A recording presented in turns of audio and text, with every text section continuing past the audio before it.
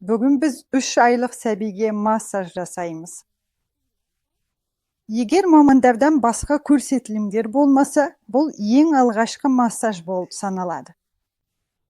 Массаждың сауықтыру, жалпы нығайтушы және дамытушы әсері бар. Анасы өз сәбиіне жасай алатын ең алғашқы массаж бұл шамамен 3 айлық кезінде. Массажға қарсы көрсетілімдер мыналар: аурулар, созылмалы аурулардың асқынуы, егер олар болса, және жедел аурулар, мысалы, тұмау немесе дене қызуының көтерілуімен болатын кез келген жағдайлар. Осы жаста массаждың ұзақтығы шамамен 10-15 минут болуы мүмкін. Қазір осыны қалай жасау керектігін көрсетемін. Массаж аймақтарына арналған май қолданамыз. Қолымызға аздап жағып, үйкелісті азайтамыз. Массаждың негізгі әдістері сипау, искілау, терен жазу. Бірақ балалар тәжірибесінде маман емес адамдарға оны қолданбаған дұрыс. Бұл көбіне кәсіби әдіс. Сондай-ақ діріл сияқты сілку әдісі бар. Массаж кезінде біз буындарды айналып өтіп, негізінен бұлшықеттермен жұмыс істейміз. Әрқашан аяқтан бастаймыз. Алдымен сипаймыз.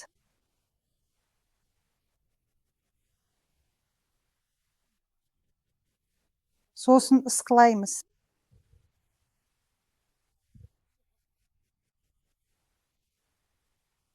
Және жазамыз. Жазуды өте жеңіл жасаймыз. Міне осындай илеу едесі де бар. Біз әрқашан алдымен үстіңгі бөлікті босатудан бастаймыз. Тек содан кейін төменгі бөлікке көшеміз. Әйтпесе тығындалған бөтелкеден сұйықтықты сығып шығарып жатқандай әсер болмас үшін. Сан бұлшықетін жұмыс істетіп алдық. Енді былтырға көшеміз. Сондай-ақ алдымен сипау. Төменнен жоғарыға қарай үйкелу. Төменнен жоғары қарай. Және осындай шымшық қозғалыстарын төменнен жоғары қарай сыртқы бетінің ішкі жағынан жазу. Енді аяқтың үстіңгі бетінен де осындай қысу қозғалыстармен, яғни ақырын және мұқият түрде жасау қажет.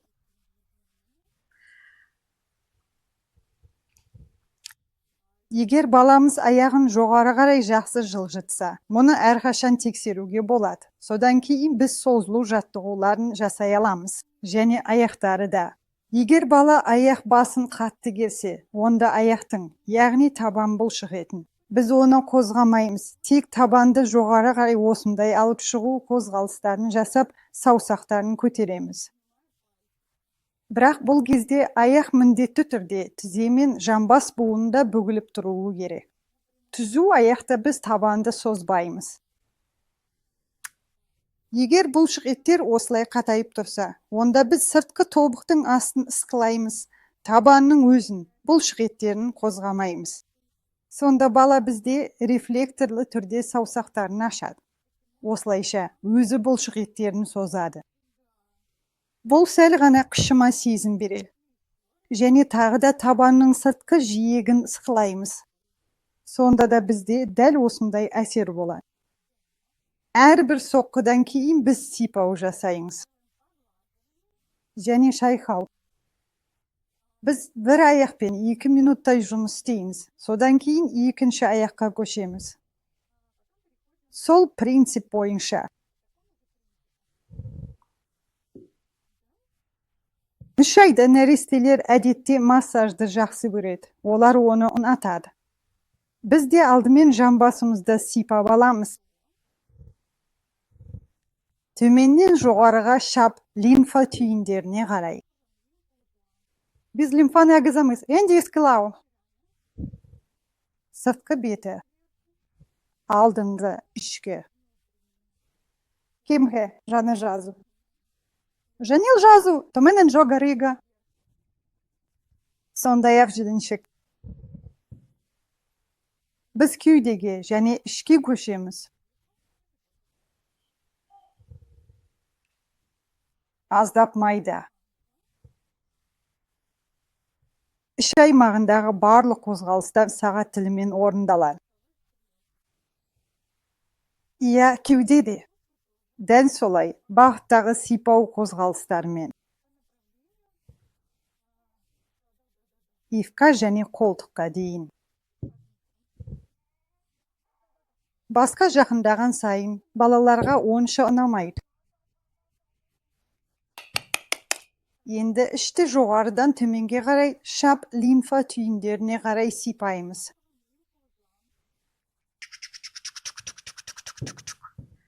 Міне енді осындай желпуш тәрізді қозғалыстармен.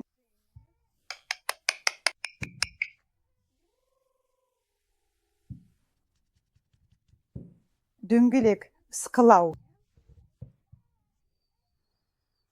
Жаңа және жазу.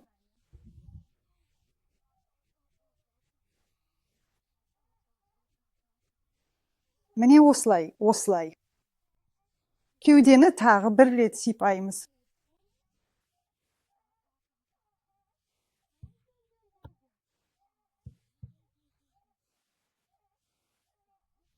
Енді баланы сәл алаңдату үшін қолға уқалау жасауға көшеміз.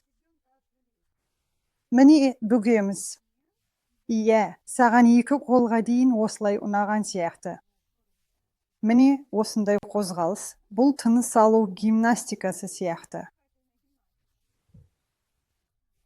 Қолдарды айқастырғанда алдымен біреуін үстіне, сосын екіншісін ауыстырып жасаймыз.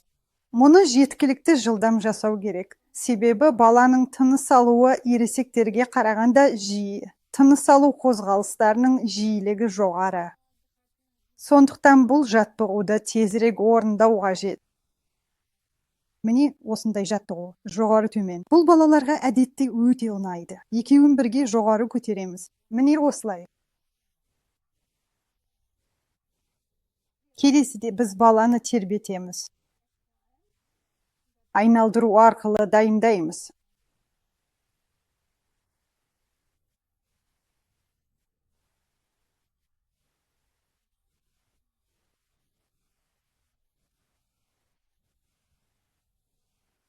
Гимнастика көбірек ұнайды. Енді аяқтар, аяқпен уқалау. Екі аяқты да бірге бүгіп жаттығу жасаймыз. Сосын кезек-кезек. Баяу, бірақ табанды түрде. Сосын кезекпен велосипед жаттығуын жасаймыз.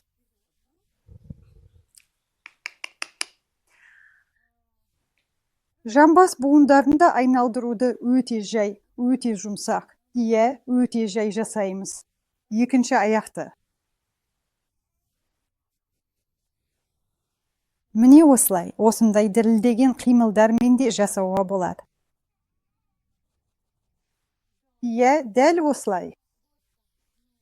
Міне осылай. Міне осылай. Енді аяқпен тарсылдатып көрейік. Иә. Осылайша баланы қайтадан босаңсытуға болады. Енді қолдарға көшеміз.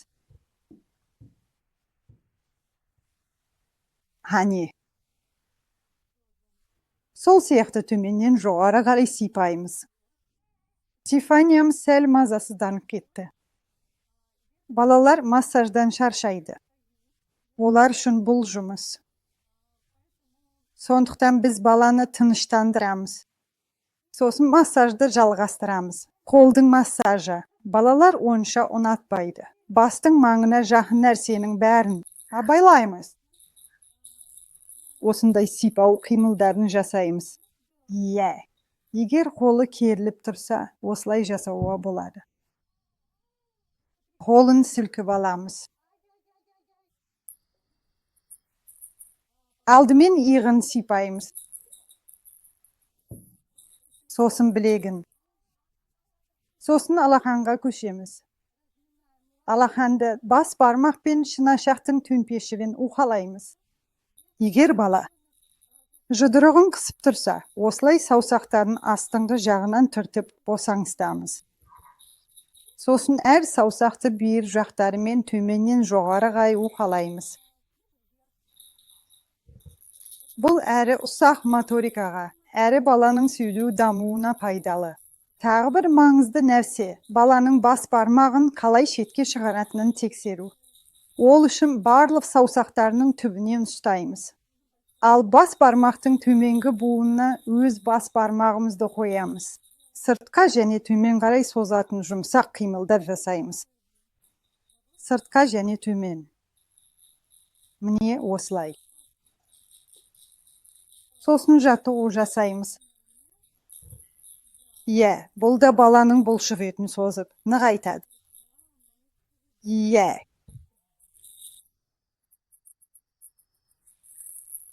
Міне осындай жеңіл қол жаттығуы.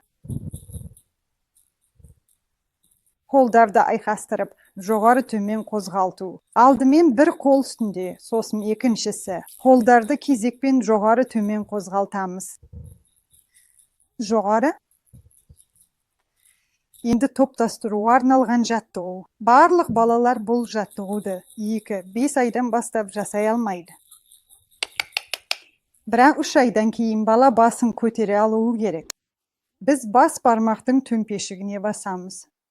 Алақан ауыз рефлексі белсендірілген. Содан кейін біз баланы ақырын көтереміз. Ал мұны 3 рет жасауға болады, егер ол сәтті болса. Сен кереметсің. Енді біз ішімізге айналдырамыз. Бұл сияқты.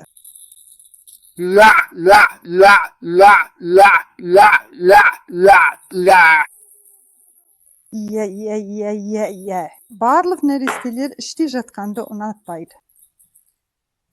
Бірақ біз арқа массажын жасауымыз керек. Сипалау. Төменнен жоғары. Қолтық асты лимфа түйіндеріне немесе жамбас лимфа түйіндеріне дейін. Икіріс жеңіл.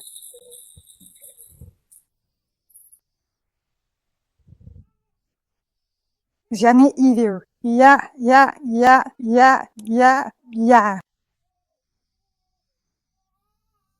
Біз омыртқа аймағын айналып өтеміз.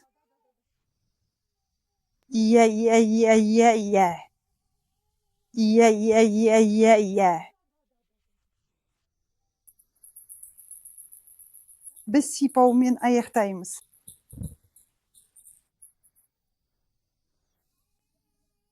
Және бөксе. Ысқылау.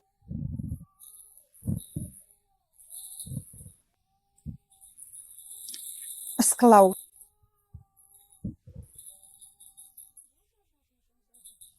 Біз аздап шымшып аламыз. Және біз оны міндетті түрде сүйеміз. Мұнда бәрі қызғылт түсті арқамыз. Және бұл босаңсыту қимылдары.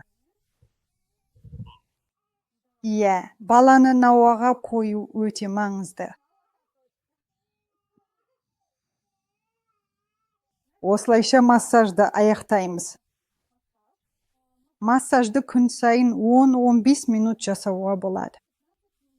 Массажды баланың көңіл күйі жақсы, денсаулығы жақсы кезде жасау маңызды. Және уақытты дұрыс таңдаған жөн, сонда. Массаж көбіне балаларды сергітеді, сондықтан ұйықтар алдында жасамаған дұрыс.